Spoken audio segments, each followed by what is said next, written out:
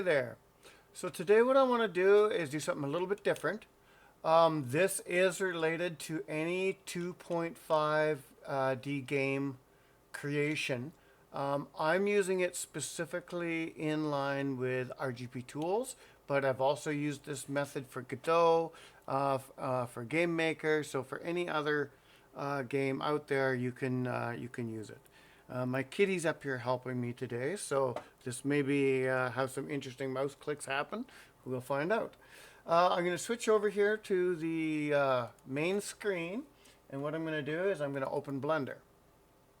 So I just, you have to bear with me. I usually have done this in an older version of Blender, and it's possible things might be in a slightly different place, but it shouldn't be too big of a deal here. So I'm just going to start by moving the cat's foot off the keyboard, then sacrificing this sacrificial cube. And what we're going to do now is I need to bring in a piece of artwork that I need. And what I need today is I need a special road sign. So I'm going to go File, Import, and then I'm going to come down here to GTLF2. So in GTLF2, I am going to now go to my Downloads folder, and I'm going to find this GLB file, a wooden sign with a roof, which I got from the Fab store. So it's important, if you're going to render these out into your own 2.5D images, make sure they have like a Creative Commons license, or that you've purchased it to use in your own projects, through, even if you're changing the format out. Because what we're doing is we're going to be taking this 3D model and we're going to be exporting it into an isometric 2.5D image for use in our game. So import, and now we have the sign. So the first thing I like to do is come over here and change my render out. So you can see everything's pretty dark right now. And it's not at the angle we want or anything, so I'm just going to rotate it around to roughly an isometric angle and zoom in just a little bit. So you can see that, yeah, the light's not what we want. So what I need to do is take the light, first and foremost. So it's now selected, and I'm going to come over here to the move icon, and I'm going to move this light. So what I want to start with doing is just driving it all the way back here. Rotate my camera around. It's not coming from in the sky where we need it to, so I'm going to move it over this way so that it is just west of the green line, and I'm going to move it up in the sky quite a bit higher.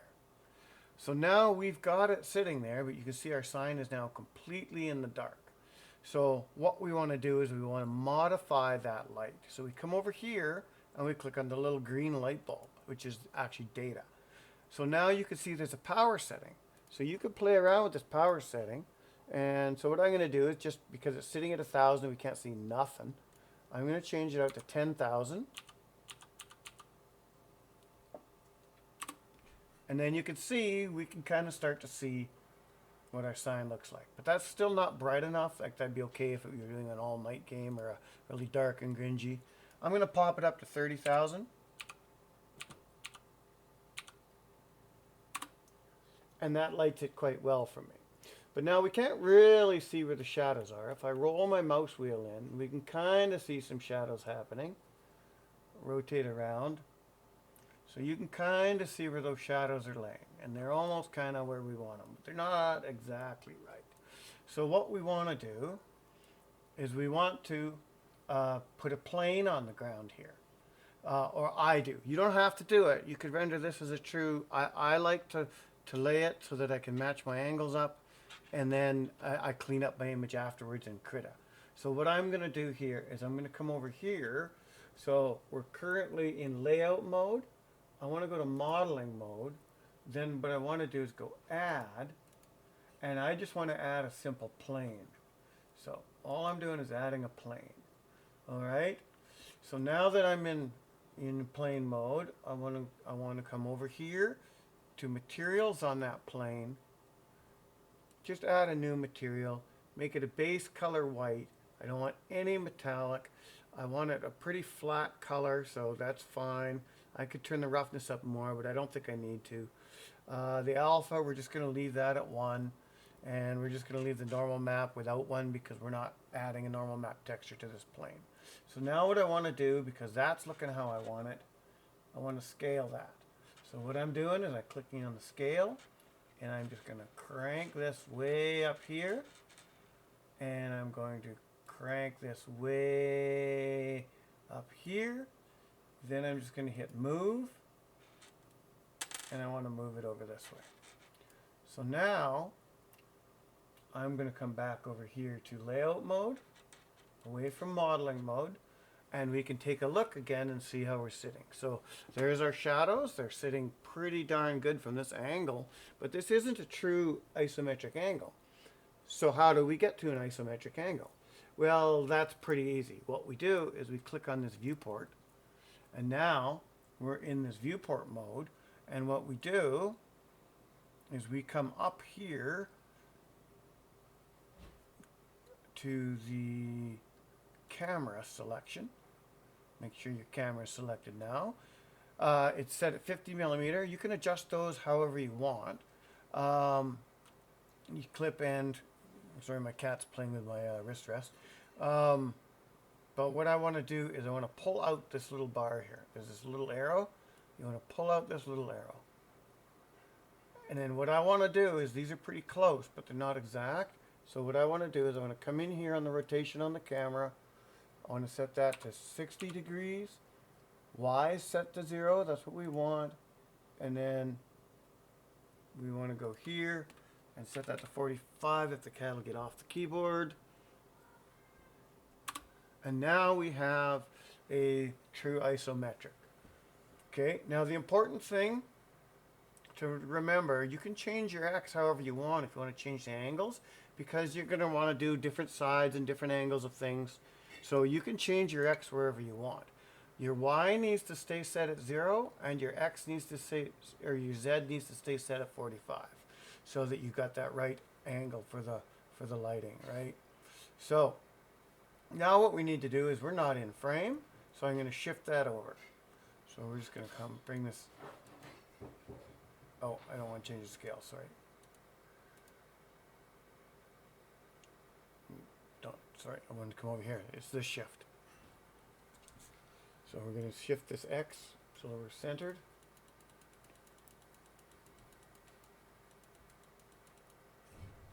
And we're going to shift the Y so that we're centered.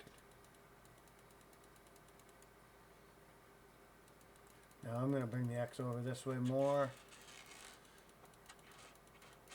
And I'm going to bring the Y over a bit. There we go. So now we've got the shadow and we've got the sign in. And we've got the light coming from a true isometric angle. So now in my next step, I actually don't use a true isometric angle. I'm trying to match up to Jesse's, which is a close but slightly off isometric angle. So what I like to do is actually, now I like to play around with the X value here in order to, sorry, is it might be the Z value. Yeah, it's the Z value, sorry. To get my angle just where I want it.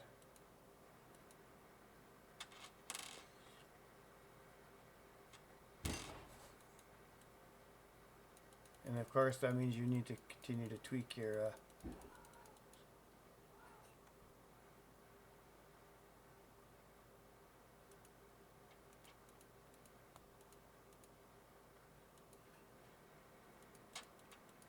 so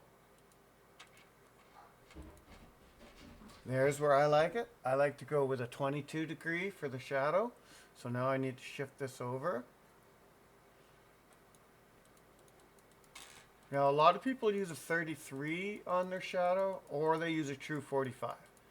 I always start with the 45 just to get the orientation right, and then I do this final tweaking here.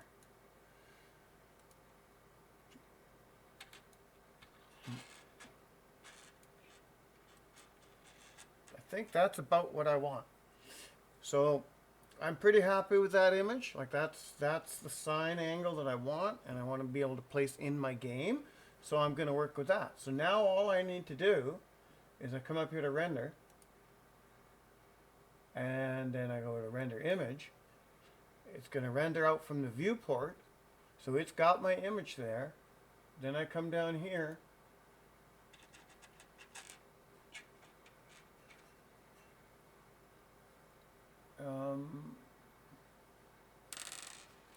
Wait a sec, where's my save? I thought it was in here. Oh, it's under image, sorry. Save as, and then we'll call this sign underscore 01, and we're going to put that in documents, and then we're going to come into rgptools.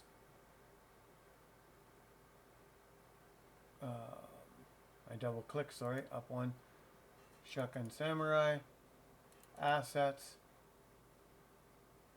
pack tiles, RDP tiles, custom tiles. And then we're going to save the image down here. And then we can close this down. Close that down. We can close this down. You could save it if you want to use it again from different angles and just adjust your camera angle. That's not a problem. I'm not going to save it because I'll just set up fresh with the next piece of artwork I want to render. Don't save. We'll close that out. So now I'm going to open Krita.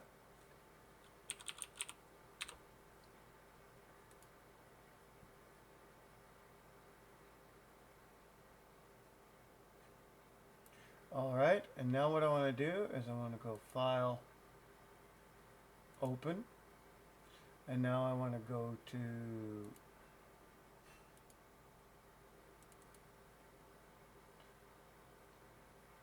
that image that I just rendered out. And then we have it here. Now you can see that the lighting on that white background, it wasn't perfect, right? So you don't have an alpha, but I needed that to get the camera angle right on the shadow. Right, so if you know exactly what your angles are, you can not put the plane down and you can render it out and you'll have a perfect alpha to lay in or to bring in and not have to do so much cleanup work. However, I didn't have that option. So the next step is cleaning up. So basically, I just zoom out a bit here. I grab the bounding box and I just delete stuff, including the shadow. The shadow is to give me a rough idea for this next step.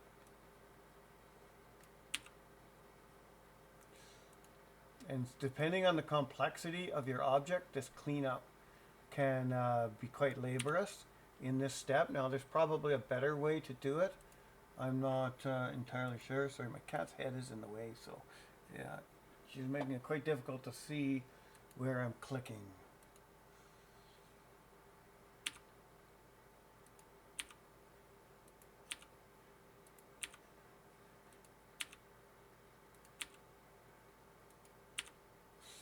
Alright, if I can just see Kitty, thank you. And now I'm just going to go here, here. I'm on a 45 size brush, that's fine.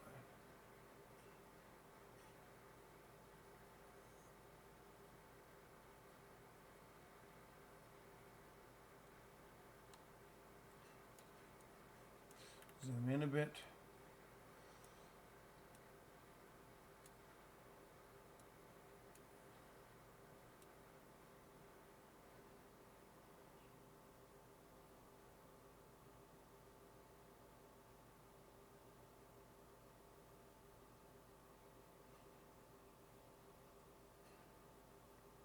Try and clean that up.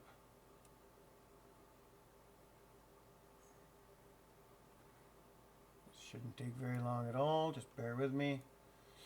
Okay, we're down to here, now we'll just come in here. My cat is very intently watching the screen. I wish you could see her. It's as if she was a scholar learning a trade. No, don't go after the mouse cursor, Kitty. Leave the mouse cursor alone.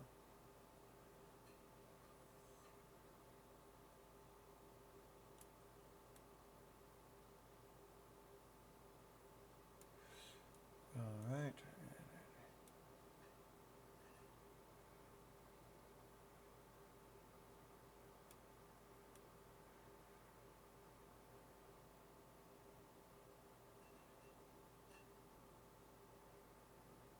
Alright, now I can clean that up pretty easy using this. It is just a polygon select. Cat, you're completely in the way, honey. I know you're just trying to help.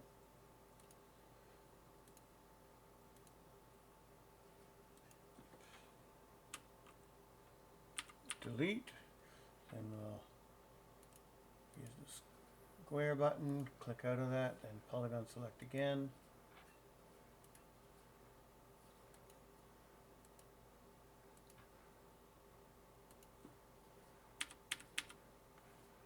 My cat is so fascinated with this mouse clicker right now.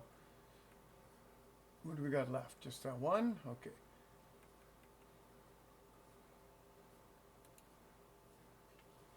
No, don't scratch my monitor.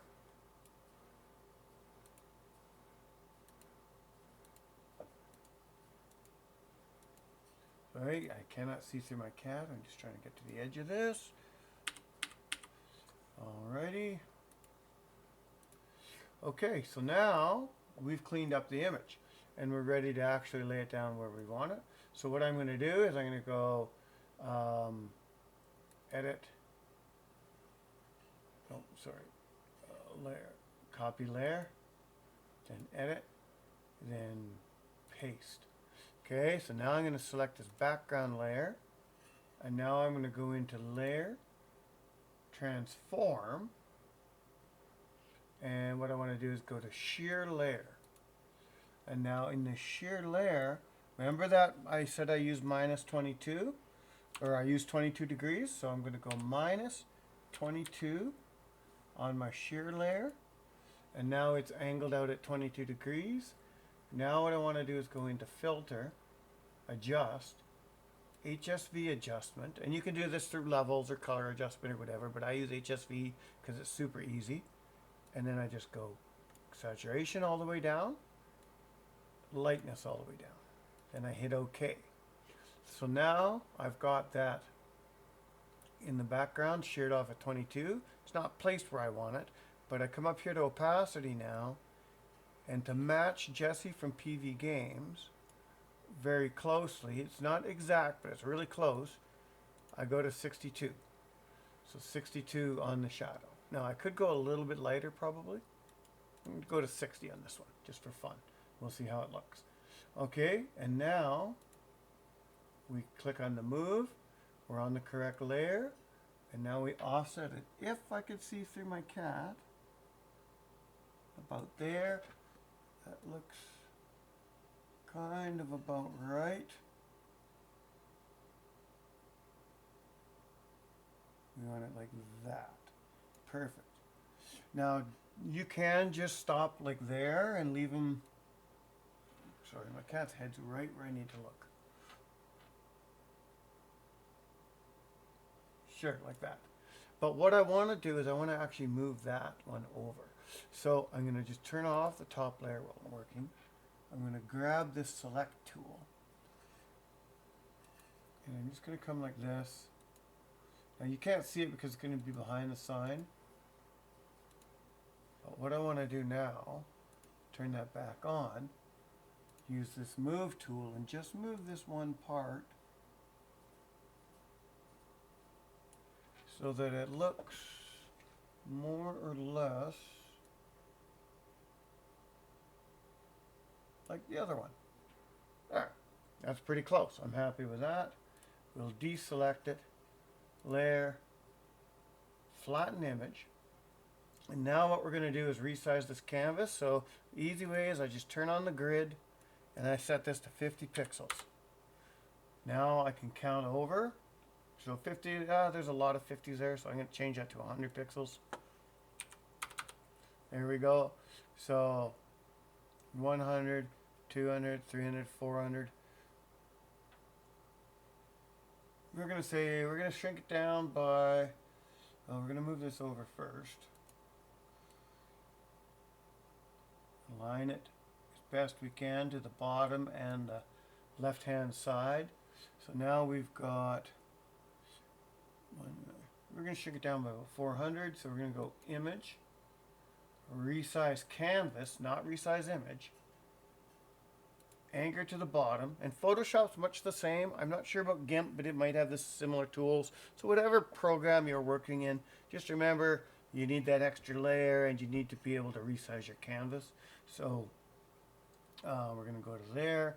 Then instead of 1920, I'm going to bring that down to 1024. And height, we don't need to be 1080. We need to be, we'll try 800. There we go. We're pretty good. Okay, so now we just simply save that same PNG, replace over top of it with a compression level of 1 because we want it to be a large file. And then we can go File, Close. Close this down. Now I want to open my rgptools. And I want to go to my library, rgptools, open. And we're going to open that up. And now what I want to do is I want to go from tile layer to object layer, and then in my object layer here,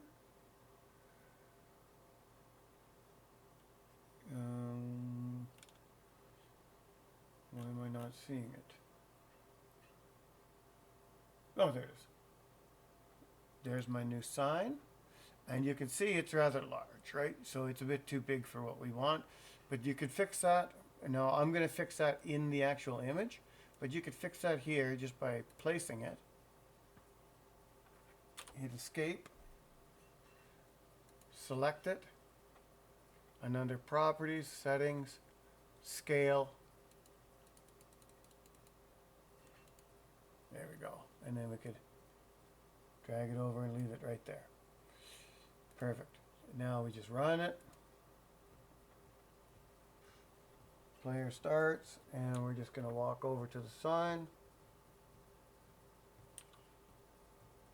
And you can see, I don't have my offset set, but, and that's one of the reasons I like actually scaling them to, but you can see the shadow work in there, in that alpha layer, and you can see the sign. We're walking behind the sign, walk in front of the sign, sort of, kind of. But that's why I like to scale things correctly. So I'm going to reopen that.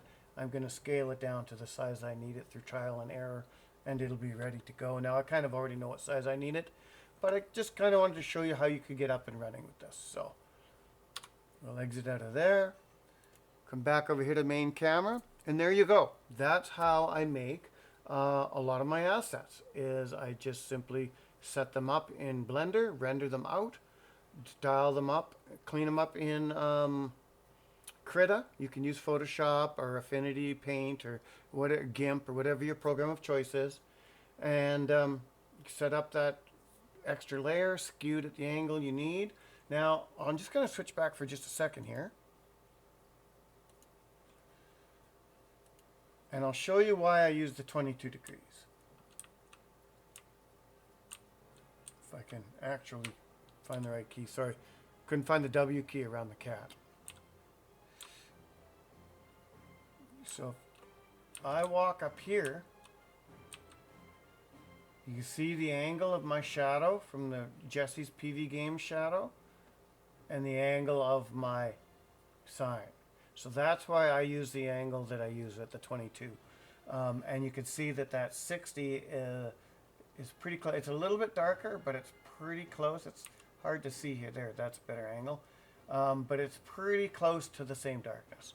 So anyway, I hope that helps you for those who want to make your own assets or need to fill in some blanks.